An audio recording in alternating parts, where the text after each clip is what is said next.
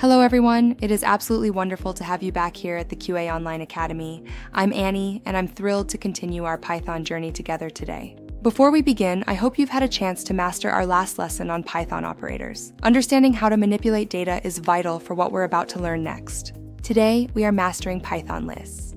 The essence of this lesson is learning how to store multiple items in a single variable, making your data collections much more organized and powerful. Creating a list is simple. You just use square brackets. As you can see in this example, we define our items inside the brackets and then print the entire list. One great feature of lists is that they allow duplicate values. Since each item has its own unique index, you can have the same value appear multiple times. As shown in the code here, lists handle duplicates without any conflict, which is incredibly useful for managing repetitive data points in your scripts. If you need to know how many items are in your list, Python provides a built-in function called len. It's essential for managing dynamic collections. By passing our list to the len function, Python instantly returns the total count of items, allowing you to control logic based on the list size.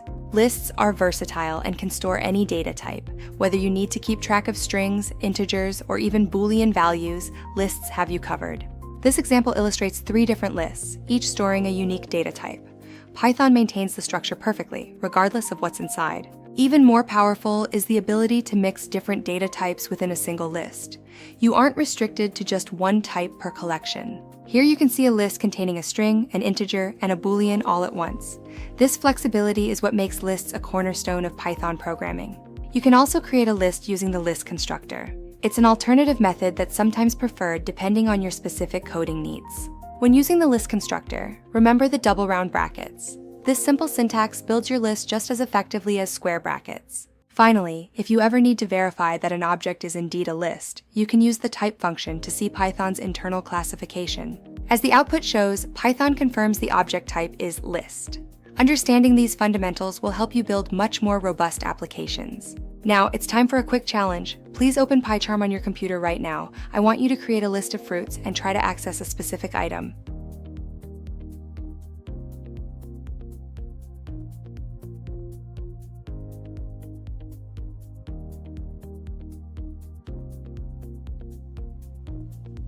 The solution is to access index 1 for the second item. If you printed banana, you've mastered the basics of list indexing. Great job! That's it for our deep dive into Python lists. In our next chapter, we'll explore Python tuples, so make sure to tune in for that. Please visit our website and follow us on YouTube and TikTok for more tutorials. Don't forget to practice at home in your free time. Don't forget to subscribe and leave your feedback in the comments. Thank you for joining me today, and I'll see you in the next lesson. Happy coding!